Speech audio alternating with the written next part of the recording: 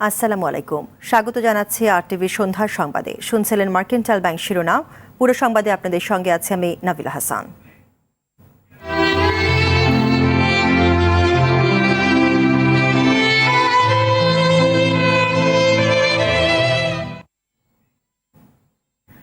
সর্বকালের সর্বশ্রেষ্ঠ বাঙালি জাতির পিতা বঙ্গবন্ধু শেখ মুজিবুর রহমানের ৪৫তম শাহাদাত বার্ষিকী ও জাতীয় শোক দিবস উপলক্ষে মহান নেতার প্রতি শ্রদ্ধা জানিয়েছেন প্রধানমন্ত্রী শেখ হাসিনা। বঙ্গবন্ধুর খুনিদের দেশে ফিরিয়ে এনে মৃত্যুদণ্ড কার্যকর করার রাজনৈতিক ও কূটনৈতিক প্রচেষ্টা চলছে বলে জানিয়েছেন আওয়ামী লীগের সাধারণ সম্পাদক ওবায়দুল কাদের। মাইনুর রহমান রুবেলের রিপোর্ট।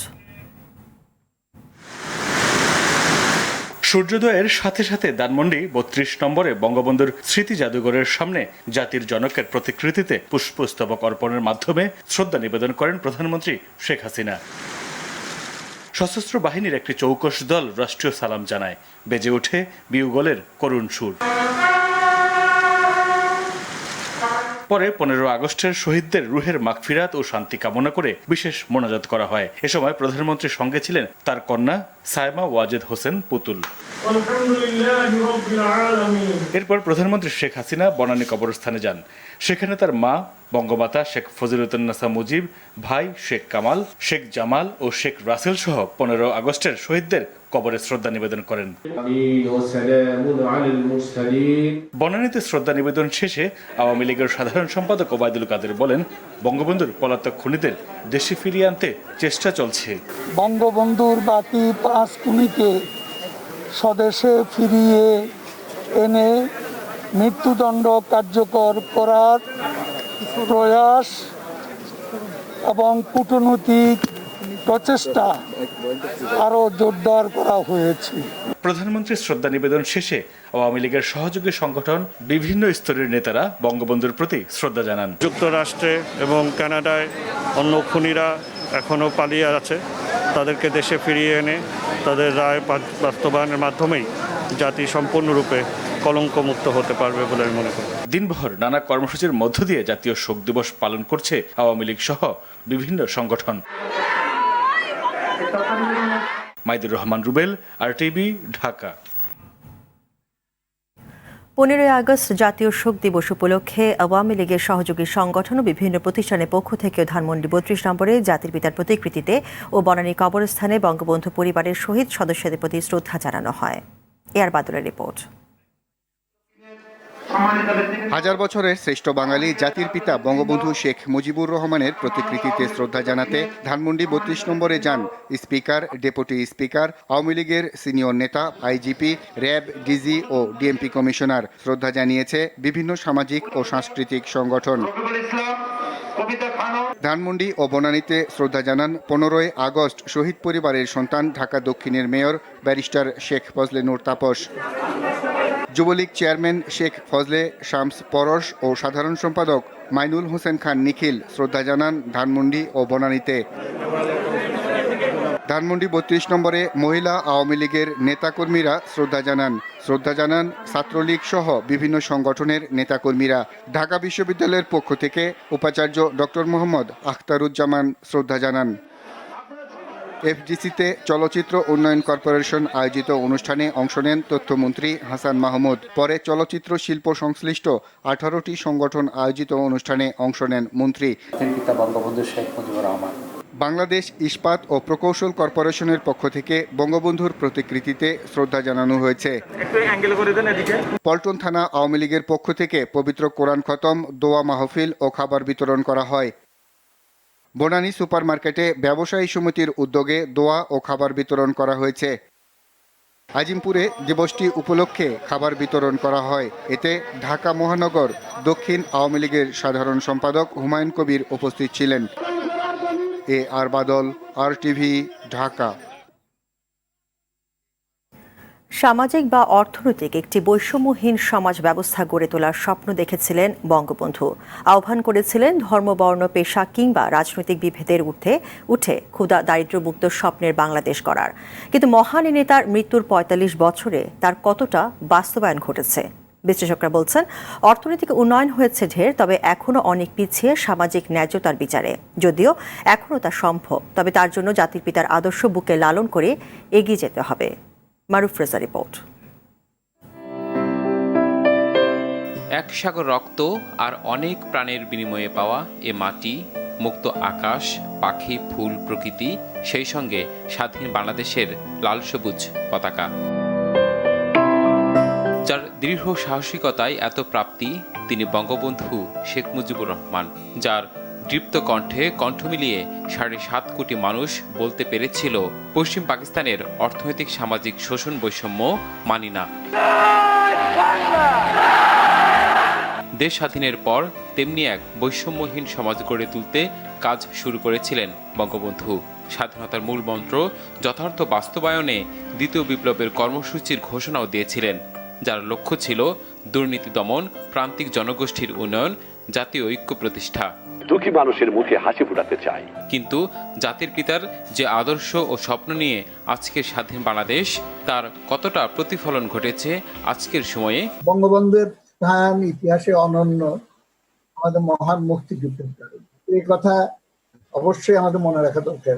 কিন্তু সেই অর্জন আমি দেখতে পাচ্ছি যে প্রায় সম্পূর্ণভাবে নিশ্চিহ্ন হয়ে গেছে এবং সেটাকে কবর দেওয়ার খুব বেশি বাকি নাই। প্রথম দিকে হোঁচট খেতে খেতে আমরা এগিয়েছিলাম, কিন্তু 75-এ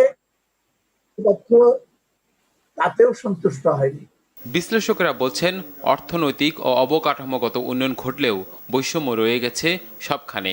প্রশ্ন আছে নৈতিকতা আর মূল্যবোধের অবক্ষয় নিয়েও। বড় লোকের সংখ্যা তুলনামূলকভাবে যদি বৃদ্ধিও পেয়ে থাকে, তাদের হাতে এত ধন সম্পদ কেন্দ্রীভূত হয়েছে এবং যাদের মিডল ক্লাস বা তার পরবর্তীকালে তাদের সঙ্গে যদি তুলনা করি, তাহলে দেখব যে এটা কিন্তু তুলনাহীন।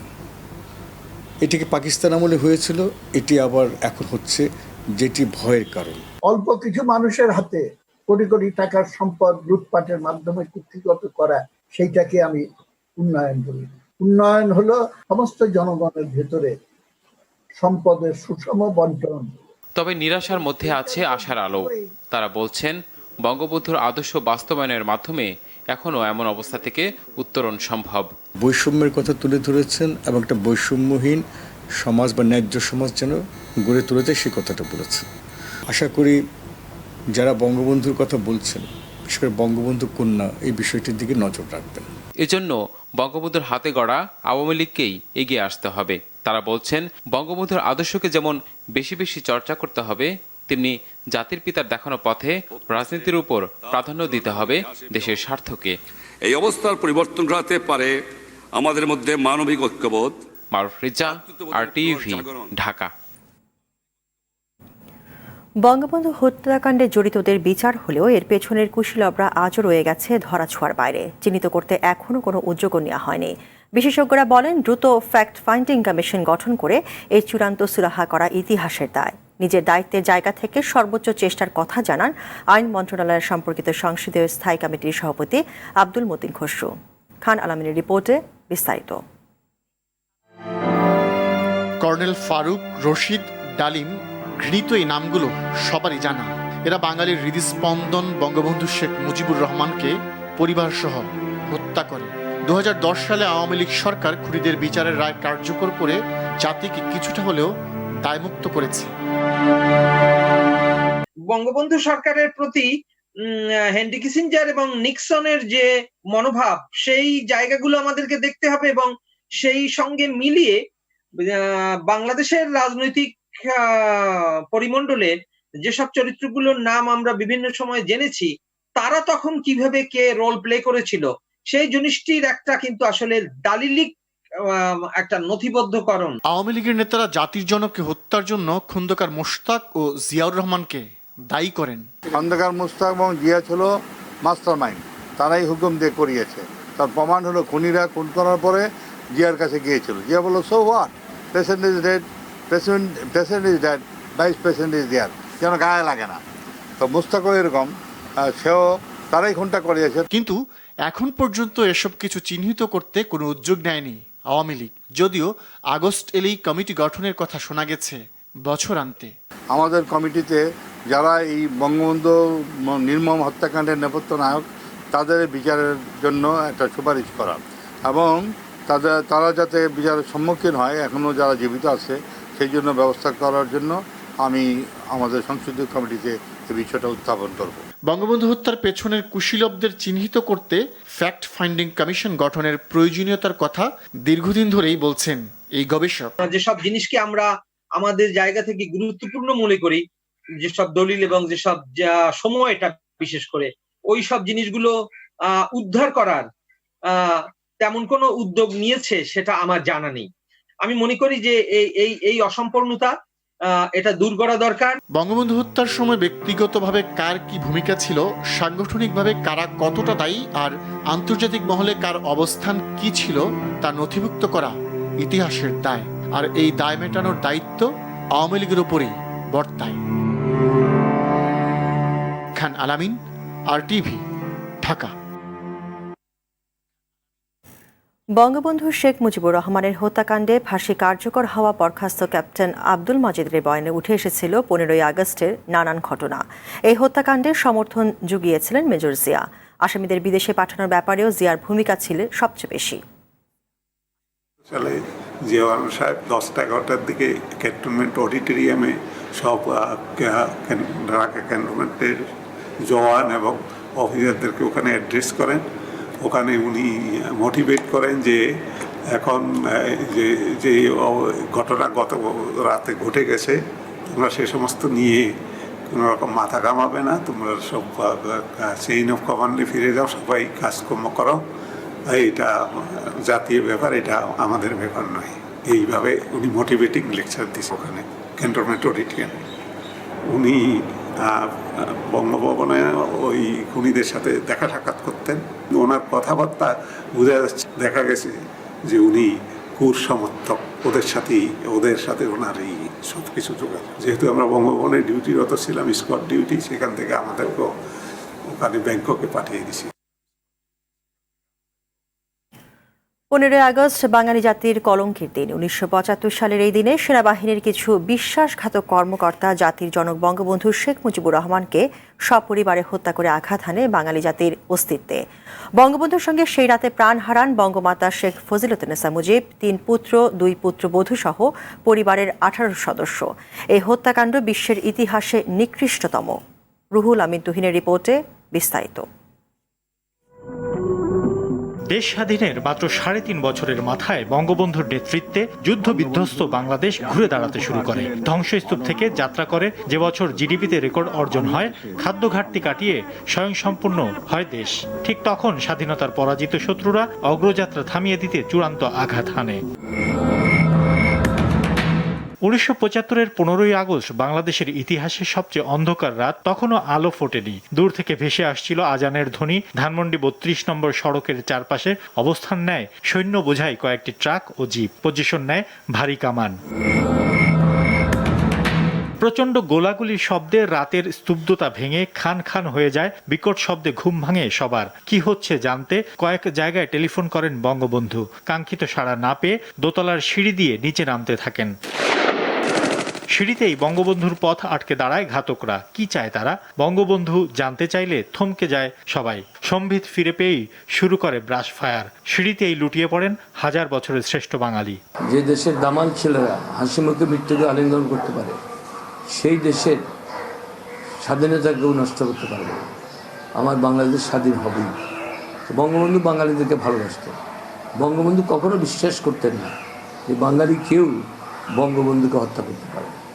অনেকেই বঙ্গবন্ধুকে এইসব তথ্য দিয়েছে, শুধু দেশের না, বিদেশি শ্রীমতী ইন্দিরা গান্ধী থেকে শুরু করে অনেকেই বঙ্গবন্ধুকে সতর্ক করেছে। ঘাতকের বুলেটে একে একে প্রাণ হারান বঙ্গমাতা শেখ ফজিলাতুন্নেসা মুজিব, বঙ্গবন্ধুর পুত্র মুক্তিযোদ্ধা শেখ কামাল, সেনা কর্মকর্তা শেখ জামাল, 10 বছরের শিশুপুত্র শেখ রাসেল আর নবপরিণীতা 2 পুত্রবধূ সুলতানা কামাল ও রোজি জামাল। বিদেশে থাকায় সেদিন প্রাণে বেঁচে যান বঙ্গবন্ধুর 2 কন্যা শেখ হাসিনা ও শেখ রেহানা। বঙ্গবন্ধুর খুনি যাদের মৃত্যুদণ্ড হয়েছে, এই মৃত্যুদণ্ড কার্যকর করার জন্য পৃথিবীর দেশে বিদেশে সব জায়গায় আমাদের পররাষ্ট্র মন্ত্রণালয় খুনিদেরকে দেশে এনে সাজাটা কার্যকর করার জন্য প্রচেষ্টা সেটা আছে এবং এটা অব্যাহত। বঙ্গবন্ধুর খুনি আর স্বাধীনতা বিরোধীদের পুনর্বাসন, যুগের পর যুগ জাতির পিতার সঙ্গে বেইমানি আর নির্মম নিষ্ঠুরতার কলঙ্ক বয়ে বেড়াতে হবে এই জাতিকে। রুহুল আমিন তুহিন, RTV, ঢাকা। এবার অন্য প্রসঙ্গ। পুলিশের গুলিতে নিহত সেনাবাহিনীর অবসরপ্রাপ্ত মেজর সিনহা মোহাম্মদ রাশেদ খান হত্যার ঘটনাস্থল পরিদর্শন করেছেন নতুন তদন্তকারী কর্মকর্তা খায়রুল ইসলাম। দুপুরে টেকনাফের বাহারছড়া চেকপোস্ট এলাকা পরিদর্শন করে স্থানীয় কয়েকজনের সঙ্গে কথা বলেন তিনি। অন্যদিকে স্বরাষ্ট্র মন্ত্রণালয়ের গঠিত তদন্ত কমিটি আগামীকাল ওই এলাকায় গণশুনানি করার পরিকল্পনা রয়েছে। এদিকে নিহত সিনহার সহযোগী শিপ্রাকে আজ আদালতে তোলার কথা থাকলেও শেষ পর্যন্ত তোলা হয়নি। অপরদিকে সিনহা হত্যা মামলায় 4 পুলিশ সদস্য 3 সাক্ষীর 7 দিনের রিমান্ডের দ্বিতীয় দিন চলছে। এদিকে র্যাবের আবেদনে 7 দিনের রিমান্ড মঞ্জুর করা হলেও বরখাস্ত হওয়া টেকনাফ থানার সাবেক ওসি প্রদীপ কুমার দাস, বাহারছড়া তদন্ত কেন্দ্রের পরিদর্শক লিয়াকত আলী এবং SI দুলাল রক্ষিতকে এখনও জিজ্ঞাসাবাদ শুরু হয়নি। গত 31 জুলাই টেকনাফের বাহারছড়া চেকপোস্টে পুলিশের গুলিতে নিহত হন সিনহা। যশোর শিশু উন্নয়ন কেন্দ্রে পিটিয়ে 3 কিশোর হত্যার ঘটনায় শিক্ষক সহ 5 কর্মকর্তার রিমান্ড মঞ্জুর হয়েছে। এদের 2 জনকে 3 দিন এবং বাকি 3 জনকে 5 দিন করে রিমান্ড দিয়েছেন আদালত। এদিকে সংবাদ সম্মেলন করে পুলিশ জানায়, প্রাথমিক তদন্তে আসামিরা ওই কিশোরদের ঝুলিয়ে আনসার বাহিনী দিয়ে পিটিয়ে হত্যার কথা স্বীকার করেছে। ঘটনাকে অবিশ্বাস্য ও পৈশাচিক বলে মন্তব্য করেছেন জেলা পুলিশ সুপার আশরাফ হোসেন। যশোর থেকে BM ফারুকের তথ্য ছবিতে জানাচ্ছেন অবি ইসলাম। গেল বৃহস্পতিবার রাতে যশোর শিশু উন্নয়ন কেন্দ্রে 3 কিশোরের মৃত্যুর খবর আসে। শুরুতে গণমাধ্যমে এটিকে 2 কিশোর গ্রুপের মধ্যে সংঘর্ষ বলে চালিয়ে দেওয়ার চেষ্টা করে শিক্ষকরা। পরে অনুসন্ধানে পুলিশ জানতে পারে ঠান্ডা মাথার খুন এটি। প্রত্যক্ষদর্শী কেন্দ্রের কিশোররা অভিযোগ করেন, ওই কিশোরদের প্রথমে রড দিয়ে উল্টো করে ঝুলানো হয়, পরে কর্মকর্তাদের নির্দেশে আনসার বাহিনীর পিটুনির এক পর্যায়ে তাদের মৃত্যু হয়। এই পা থেকে এই মাজা পর্যন্ত সবাইকে, আমাদের এখানে যতজন আছে সবাইকে মারা হয়েছে। মাসুম বিল্লাহ স্যার ডেকে নিয়ে 2 জনকে, আমাকে আর ওকে ডেকে নিয়ে এরও পাতারি মায় শুরু। এই ঘটনায় নিজ কার্যালয়ে সংবাদ সম্মেলনে জেলা পুলিশ সুপার জানান, কেন্দ্রের বরখাস্ত হওয়া সহকারী পরিচালক আব্দুল্লাহ আল মাসুদ, সহকারী তত্ত্বাবধায়ক মাসুম বিল্লাহ সহ 5 জনকে গ্রেফতার করা হয়েছে। তারা জিজ্ঞাসাবাদে হত্যাকাণ্ডের কথা স্বীকার করেছেন। আমাদের হেফাজত থেকে 10 জন, তারপরে আমরা আরও 9 জনকে এনেছি ঘটনা বিচার বিশ্লেষণ করার জন্য। 5 জন সাক্ষী পেয়েছি যারা ঘটনার পুরো বর্ণনা দিয়েছেন। এদিকে সন্তান হত্যার বিচার ও র্যাবের কাছে মামলা হস্তান্তরের দাবি জানিয়েছেন অভিভাবকরা। এই 3 জন মারা গেল, এর 3 জনের যার সুষ্ঠু তদন্ত হয়। মারা যাওয়ার আমরা বিচার চাই। আমরা তো মারতে দেইনি তাদেরকে, আমরা দিছি ভালো করার জন্য। ঘটনায় সমাজসেবা অধিদপ্তর গঠিত 2 সদস্যের তদন্ত কমিটি ইতিমধ্যেই কাজ শুরু করেছে। মানবাধিকার কমিশনের পক্ষ থেকে একটি কমিটিও গঠন করা হয়েছে। অভি ইসলাম, TV। বনানী কবরস্থানে চিরনিদ্রায় শায়িত হলেন বরেণ্য চিত্রশিল্পী মুর্তজা বশীর। সকালে রাজধানীর একটি হাসপাতালে চিকিৎসাধীন অবস্থায় মারা যান তিনি। তার মৃত্যুতে শোক জানিয়েছেন রাষ্ট্রপতি আব্দুল হামিদ এবং প্রধানমন্ত্রী শেখ হাসিনা। মাশাল আলমের রিপোর্টে বিস্তারিত। ভাষাবিদ ডক্টর মোহাম্মদ শহীদুল্লাহ এবং মরগুবা খানের কনিষ্ঠ পুত্র ছিলেন মুর্তজা বশীর। 1932 সালের 17 আগস্ট ঢাকায় জন্মগ্রহণ করেন তিনি। কর্মজীবনের প্রতিভাবান এই শিল্পী বারবার ছাড়িয়ে গেছেন নিজেকে। চিত্রশিল্প এবং বিভিন্ন শিল্পকর্মে তার অবদান অনুসরণীয়। তিনি ছিলেন একাধারে শিল্পী, শিক্ষক, কবি, ঔপন্যাসিক, চলচ্চিত্র নির্মাতা, শিল্প নির্দেশক, গবেষক ও মুদ্রাতত্ত্ব বিশারদ। 1949 সালে ঢাকা গভর্নমেন্ট ইনস্টিটিউট অব আর্টসে চারুকলা শিক্ষা শুরু করেন। 1955 সালে নবাবপুর সরকারি স্কুলে ড্রয়িং শিক্ষক হিসেবে যোগ দেন। 1973 সালের আগস্টে সহকারী অধ্যাপক হিসেবে যোগ দেন চট্টগ্রাম বিশ্ববিদ্যালয়ের চারুকলা বিভাগে। সেখান থেকেই অধ্যাপক হিসেবে অবসর নেন 1998 সালে। চিত্রকলায় গুরুত্বপূর্ণ অবদানের জন্য 1980 সালে 21 পদক পান মুর্তজা বশীর। স্বাধীনতা পুরস্কার পান 2019 সালে। গুনিয়ে চিত্রশিল্পী 88 বছর বয়সে মারা গেলেন করোনা আক্রান্ত হয়ে। রাজধানীর একটি হাসপাতালে সকালে শেষ নিঃশ্বাস ত্যাগ করেন তিনি। তার মৃত্যুতে গভীর শোক জানিয়েছেন রাষ্ট্রপতি আব্দুল হামিদ। শোক বার্তায় প্রধানমন্ত্রী শেখ হাসিনা বলেছেন, দেশের চিত্রকলার বিকাশে মুর্তজা বশীরের অবদান ভবিষ্যৎ প্রজন্মকে প্রেরণা যোগাবে।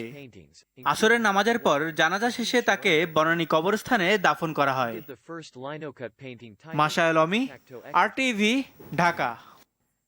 দেশে করোনা ভাইরাসে আক্রান্ত হয়ে গত 24 ঘন্টায় আরও 34 জন মারা গেছেন। তাদের মধ্যে পুরুষ 24 জন এবং নারী 10 জন। এ নিয়ে ভাইরাসটিতে মৃতের সংখ্যা বেড়ে দাঁড়ালো 3625 জনে। গত 24 ঘন্টায় করোনায় আক্রান্ত হিসেবে নতুন রোগী শনাক্ত হয়েছেন আরও 2644 জন। ফলে মোট শনাক্ত রোগীর সংখ্যা দাঁড়ালো 2,74,525 জনে। স্বাস্থ্য অধিদপ্তরে পাঠানো এক সংবাদ বিজ্ঞপ্তিতে এই তথ্য জানানো হয়। দেশের উত্তর ও মধ্যাঞ্চলে বন্যার পানি নেমে গেলেও এখনও দুর্ভোগে আছে মানুষ। চর্মরোগ সহ পানিবাহিত নানা রোগে ভুগছে তারা। বন্যায় ঘরবাড়ি ক্ষতিগ্রস্ত হওয়ায় তা ঠিক করতে দুর্ভোগ ও খরচ বেড়েছে দুর্গত এলাকার মানুষদের। জমির ফসল নষ্ট হওয়ায় পরিবার নিয়ে খেয়ে না খেয়ে দিন কাটছে তাদের। পুকুরে মাছ ভেসে যাওয়ায় ঘুরে দাঁড়াতে দিশেহারা মাছ চাষিরা। তাই সরকারি ও বেসরকারি সহায়তার দাবি করেন তারা।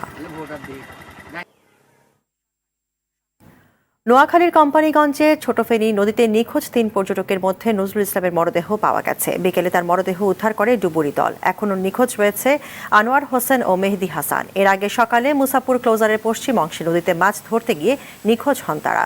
কোম্পানিগঞ্জ থানার ওসি ফজলুল কাদের চৌধুরী জানান, ফেনীর দাগনভূঞা এলাকা থেকে 23 জন দর্শনার্থী ক্লোজারে ঘুরতে আসেন। তাদের কয়েকজন জাল দিয়ে নদীতে মাছ ধরতে নামেন। এক পর্যায়ে জোয়ারের পানিতে ওই 3 জন তলিয়ে যায়।